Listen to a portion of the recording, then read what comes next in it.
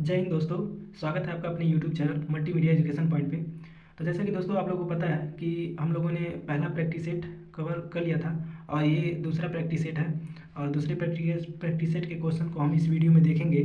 तो आप वीडियो के अंत तक बने रहिएगा और हम लोग ज़्यादा समय व्यतीत नहीं करेंगे, हम लोग सीधे अपने टॉपिक पे आते हैं। तो आज का जो हमारा पहला क्वेश्चन है दोस्तों, तो इसमें हमारा जो पहला क्वेश्चन है दोस्तों दिया है कि निम्न में से कौन सा शब्द स्पर्श संघर्षी व्यंजन है। तो आपको बताना है कि इसमें से कौन सा शब्द जो है वो स्पर्श संघर्षी व्यंजन है। तो आप लोग देख रहे हैं कि जो हमारे स्पर्श व्यंजन 25 होते हैं, उन 25 में जो संघर्षी व्यंजन है स्पर्श संघर्षी, वो आपको बताना है। तो इसमें से ऑप्शन नंबर ए हो जाएगा जो हमारा क्या है दोस्तों, स्पर्श संघर्षी व्यंजन है। अगला हमारा क्वेश्चन है काकल्य वर्ण कौन सा है। तो आपको बताना है कि काकल्य वर्ण कौन सा है। तो काकल्य वर्ण दोस्तों वह वर्ण होते हैं जिनका उच्चारण स्थान कंठ से होता है। तो कंठ से इसमें से आप देख सकते हैं जो ह है वो ह का उच्चारण स्थान कहाँ उससे होता है, तो कंठ से होता है। ठीक है। अगला हमारा क्वेश्चन है दोस्तों कि स ध्वनि का उच्चारण स्थान क्या है। तो आप सभी को पता है और बचपन से ही हम लोग पढ़ते आए हैं कि स का उच्चारण स्थान तालु से होता है। इस स को हम तालव्य स पढ़ते ही हैं, तो इसका उच्चारण स्थान कहाँ से होगा, तालु से होगा। ठीक है। अगला हमारा क्वेश्चन है कि प्रस्तुत प्रश्न में अनेकार्थी शब्द दिया गया है, एक अर्थ शब्द के साथ ही लिखा गया है, दूसरा अर्थ बताइए। तो जैसे इसमें इस क्वेश्चन में यह कह रहा है कि जो द्रोण का अर्थ एक होता है कौवा, ठीक, तो एक अर्थ तो कौवा लिखा गया है, दूसरा अर्थ आपको इन चारों ऑप्शन में से बताना है कि क्या होगा। तो इसमें से एक और अर्थ जो होगा वो क्या होता है, दोना होता है। क्या होता है दोस्तों, दोना। तो हमारा ऑप्शन नंबर 2 सही हो जाएगा, दोना। अगला हमारा क्वेश्चन है दोस्तों कि राम संज्ञा का कौन सा प्रकार है। तो राम संज्ञा का कौन सा प्रकार है आपको बताना है। तो आप लोग देख पा रहे हैं कि राम एक किसी व्यक्ति का नाम है, तो यह क्या हो जाएगा, व्यक्तिवाचक संज्ञा हो जाएगा। ठीक है। अगला हमारा क्वेश्चन है कि जो बहुत मंद गति से कार्य करता है, अर्थात जो बहुत धीरे कार्य करता है, उसके लिए उपयुक्त शब्द कौन सा है। तो उपयुक्त शब्द कौन सा होगा उसके लिए दोस्तों, मंथर होगा। क्या होगा, मंथर, जो बहुत मंद गति से कार्य करता है। अगला हमारा है कि निम्नलिखित में से निर्देशक चिन्ह कौन सा है। तो निर्देशक चिन्ह कौन सा है दोस्तों, तो आप सभी जानते हैं कि निर्देशक चिन्ह ये हमारा होता है पहला, और जो दूसरा है, दूसरा दोस्तों वो क्या होता है, हंस पद होता है। क्या कहते हैं उसको, हंस पद कहते हैं। और जो तीसरा है दोस्तों इसको हम अर्ध विराम कहते हैं। और चौथा हमारा सब लोग जानते हैं, इसे हम विस्मयादिबोधक चिन्ह कहते हैं। ठीक है। अगला हमारा इसी क्रम में जो क्वेश्चन है कि उसने नहाकर भोजन किया। ठीक है। इस वाक्य में नहाकर निम्नांकित में से किस क्रिया का उदाहरण है। तो जो नहाकर है दोस्तों वो जो है किस क्रिया का उदाहरण है, तो वह है पूर्वकालिक क्रिया का। किस क्रिया का, तो वह पूर्वकालिक क्रिया का उदाहरण है। अगला हमारा क्वेश्चन है दोस्तों कि निम्न वाक्यों में से कौन सा एक वाक्य वचन है। तो आपको बताना है कि निम्न वाक्यों में से कौन सा वाक्य एक वचन है। तो आप लोग देख पा रहे होंगे कि पहला ऑप्शन दिया है कि अध्यापक गण यहाँ बैठे हैं। तो अध्यापक गण एक समूह की बोध करा रहा है, ठीक है, कि यहाँ पे बैठे हैं। और दूसरा कह रहा है कि महात्मा बुद्ध महान थे। तो महात्मा बुद्ध महान थे तो उनके कई कार्य मिला करके वह महान हुए थे, तो ये भी हमारा एक बहुवचन ही हो जाएगा। तीसरा दिया है कि कल बहुत वर्षा हुई थी। तो वर्षा क्या है दोस्तों, एक वचन होता है। ठीक है। तो वर्षा हमारा एक वचन होगा, तो इसलिए हमारा यह वाक्य क्या हो जाएगा, एक वचन हो जाएगा। और चौथा भय से, तो भय से उसके तो प्राण ही चले गए। तो इस वाक्य में जो प्राण होता है दोस्तों वह क्या होता है, प्राण हमारा बहुवचन होगा, तो ये भी हमारा बहुवचन हो जाएगा। तो इसलिए हमारा एक वचन वाक्य कल बहुत वर्षा हुई थी ये होगा। ठीक है। अगला हमारा क्वेश्चन है कि निम्नलिखित में से किस वाक्य में भाववाच्य का प्रयोग हुआ है। तो आप सभी जानते हैं कि जो भाववाच्य होता है वो अमूर्त होता है, जैसे कि उसे हम ना छू सकते हैं, बस उसे महसूस किया जा सकता है। तो जो इस भाववाच्य को बताना है आपको, तो वाक्य जो दिया है, पहला ही जो वाक्य दिया है कि दादी से चला नहीं जाता, तो इसी में हमारा क्या है, भाववाच्य है। तो ये हमारा हो जाएगा भाववाच्य। ठीक है दोस्तों, कि दादी से चला नहीं जाता। ठीक है। अगला हमारा क्वेश्चन है दोस्तों, तो वह दूसरों को नहीं बल्कि अपने आप को सुधार रहा है, इस वाक्य में अधोरेखित शब्दों के सर्वनाम का प्रकार लिखिए। तो आपको बताना है कि जो रेखांकित शब्द है जैसे अपने आप, उसमें कौन सा सर्वनाम है। तो आपको बताना है कि उसमें कौन सा सर्वनाम है। तो जब कहीं अपने आप स्वयं की बात की जाती है तो वहाँ पे कौन सा सर्वनाम होता है दोस्तों? तो वहाँ पे निजवाचक सर्वनाम होता है। क्या होता है दोस्तों? निजवाचक सर्वनाम होता है। अगला हमारा क्वेश्चन हो जाएगा कि महेंद्र का संधि विच्छेद होगा। तो आपको बताना है कि जो महेंद्र का संधि विच्छेद होगा वह क्या होगा। तो आपको पता होगा दोस्तों, महेंद्र का संधि विच्छेद महाधन इंद्र होगा। क्या होगा? महाधन इंद्र होगा महेंद्र का संधि विच्छेद। ठीक है। अगला हमारा क्वेश्चन है कि निम्नलिखित वाक्यों में रिक्त स्थान भरना है। प्रत्येक वाक्य की पूर्ति के लिए 4 विकल्प दिए गए हैं। उचित विकल्प का चिन्हित करके आपको उसमें भरना है कि उसमें सही शब्द क्या होगा।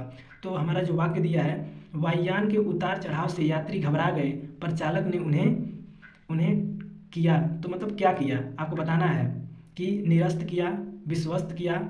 ठीक है, निरस्त किया, विश्वस्त किया, अस्वस्थ किया, संतुष्ट किया।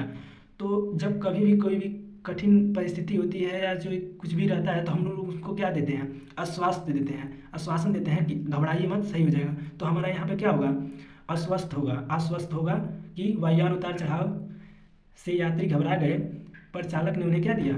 आश्वासन दिया। ठीक है। अगला हमारा क्वेश्चन हो जाएगा दोस्तों कि ज्योति का विलोम शब्द क्या है। तो ज्योति का जो विलोम शब्द होता है वह तम होता है। ठीक है। ज्योति का अर्थात होता है उजाला, तो उजाला का होता है अंधकार, तो अंधकार तम क्या है? उसका परिवाची है। ठीक है। अगला है कि किस रस को रस का राजा कहा जाता है। तो आपको बताना है किस रस को रस का राजा कहा जाता है। तो वह रस कौन सा है? श्रृंगार रस है दोस्तों। श्रृंगार रस को रसों का राजा कहा जाता है। ठीक है। अगला हमारा क्वेश्चन है इसी क्रम में कि कृत और तद्धित इनमें से किसके भेद हैं। तो कृत और तद्धित इनमें से किसके भेद होते हैं दोस्तों? तो प्रत्यय के होते हैं। किसके होते हैं? तो प्रत्यय के होते हैं। आपको बताना है कि अधिकार में उपसर्ग है। तो अधिकार में कौन सा मतलब उपसर्ग है, इसमें से बताना है। तो उपसर्ग जो होता है वो क्या लगता है? शब्द के पहले लगता है। तो अधिकार में कौन सा उपसर्ग है? आदि है। क्या है दोस्तों? आदि। अगला है जान पर खेलना मुहावरे का अर्थ क्या है।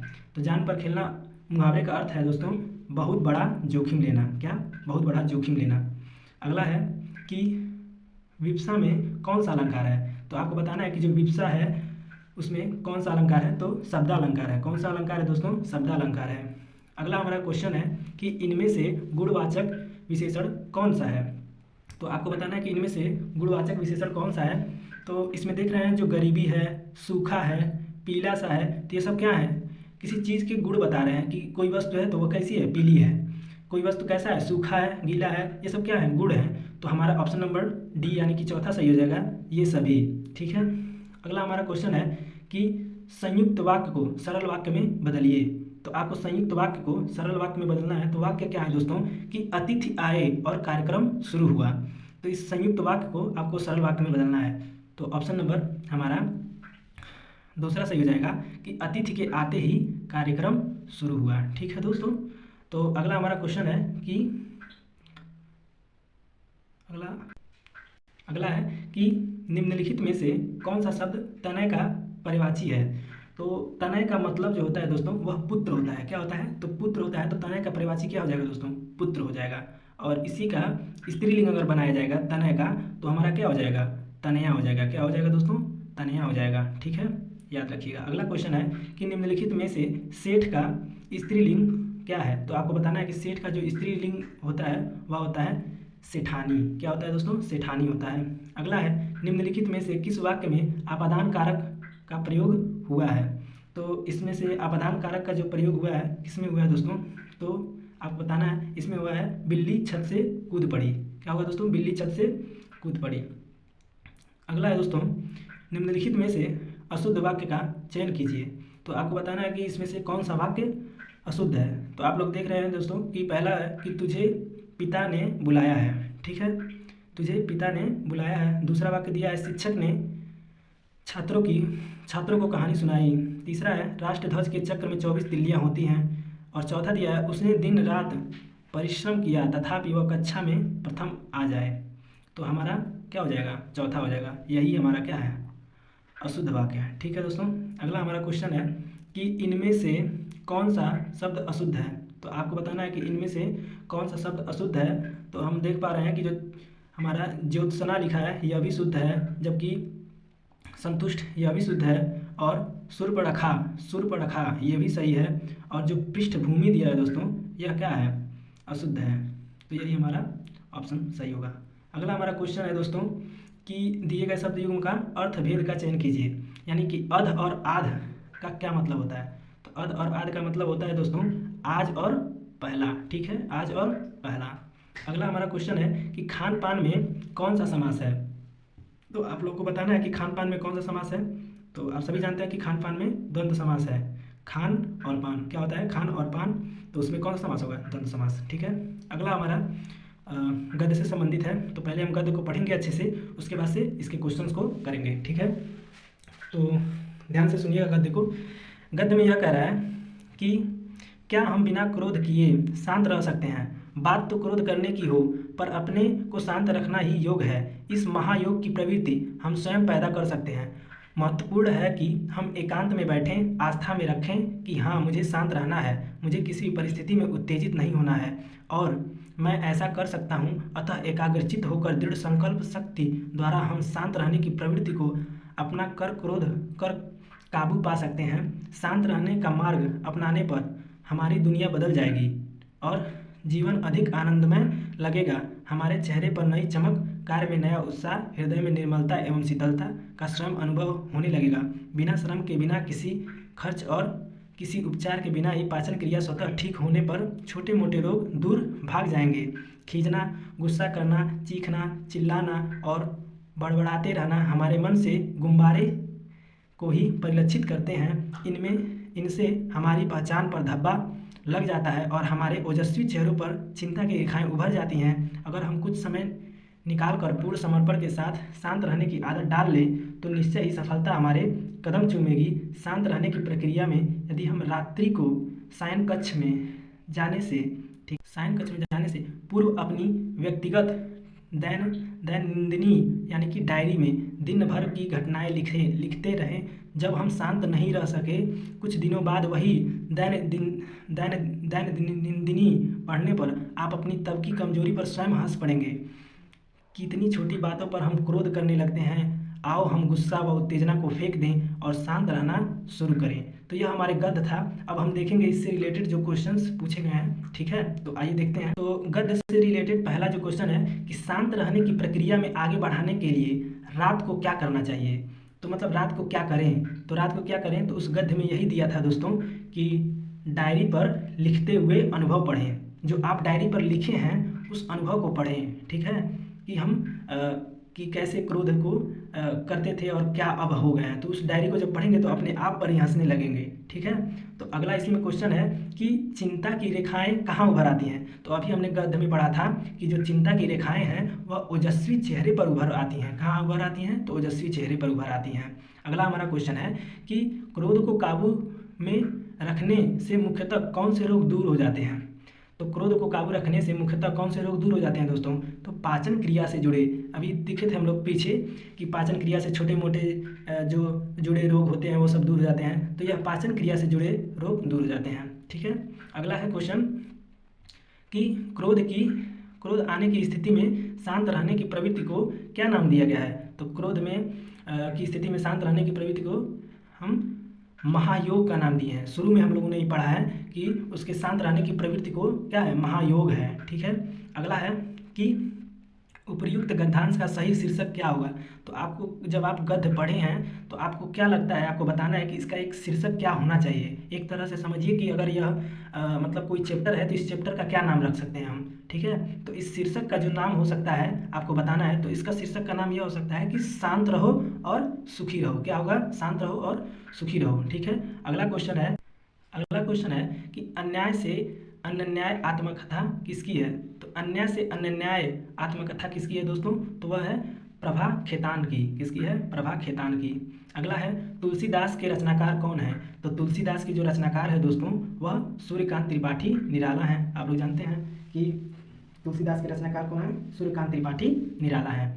अगला क्वेश्चन है कि प्रकाशन वर्ष की दृष्टि से डॉक्टर हरिवंश राय बच्चन की रचनाओं का सही अनुक्रम क्या है? तो उनके जो रचनाओं का सही अनुक्रम है दोस्तों तो वह यह हो जाएगा कि मधुशाला, मधुबाला, मधुकलश, निशा निमंत्रण। ठीक है दोस्तों, अगला है कि इनमें से कौन सी रचना ज्ञानपीठ पुरस्कार से सम्मानित नहीं है? तो आपको बताना है कि इनमें से कौन सी जो रचना है वह ज्ञानपीठ पुरस्कार से सम्मानित नहीं है, तो वह है बनी हुई रस्सी। बनी हुई रस्सी जो है वह ज्ञानपीठ पुरस्कार से सम्मानित नहीं है, जबकि हमारा यामा, चिदम्बरा और उर्वशी ज्ञानपीठ पुरस्कार से सम्मानित है। ठीक है दोस्तों, अगला हमारा क्वेश्चन है कि तो ये हमारे टोटल क्वेश्चन थे जो प्रैक्टिस सेट दूसरा था एग्जामपुर का। और इसी तरह हम सारे जितने भी 10 प्रैक्टिस सेट हैं सबके हम लोग क्वेश्चन को कवर कर लेंगे बारी बारी से, और एग्जाम से पहले ही सब पूरा हो जाएगा। ठीक है दोस्तों, तो फिर मिलते हैं हम अगले वीडियो में, तब तक के लिए जय हिंद, जय भारत।